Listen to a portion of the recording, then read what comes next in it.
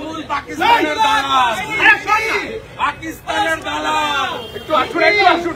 সাদা মমতা, একটু আসুন, একটু আসুন।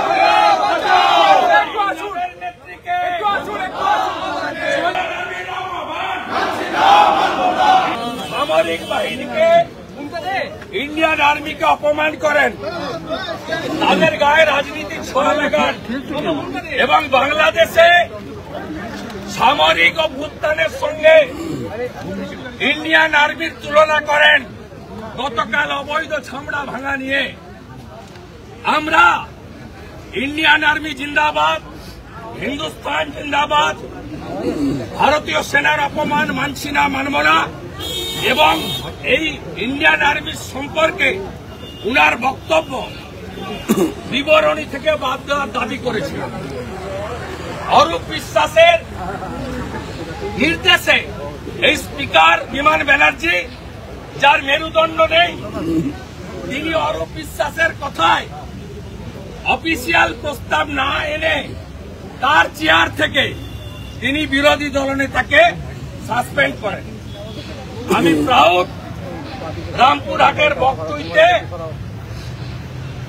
মুসলমান মহিলা শিশু পুরানোর জন্য প্রতিবাদ করতে গিয়ে আমাকে সাসপেন্ড করেছিল।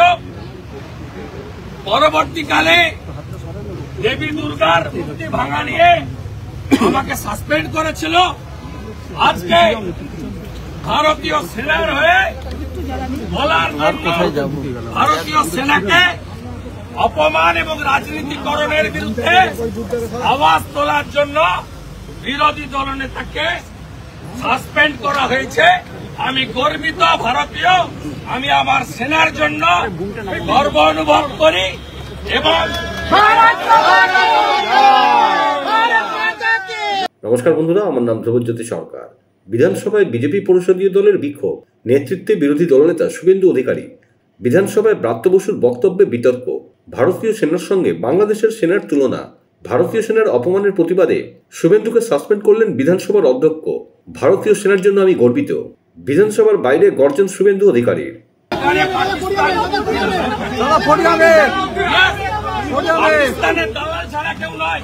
ব্রাত্য বসুর বক্তৃতা শুনুন আপনি, আপনাদের চ্যানেল, আপনাদের যারা রিপোর্টার গ্যালারিতে ছিল কি বলছে? বলছে সামরিক বাহিনী রাজনৈতিক কারণে কাল তৃণমূলের অবৈধ বলছে বাংলাদেশের সামরিক বাহিনীকে লাগিয়ে দেওয়া হয়েছে। দ্বিতীয় বলছে মমতা ব্যানার্জিকে দেখে ভয় ভারতীয় সেনা দেশ বিরোধী কথা আর হতে পারে না।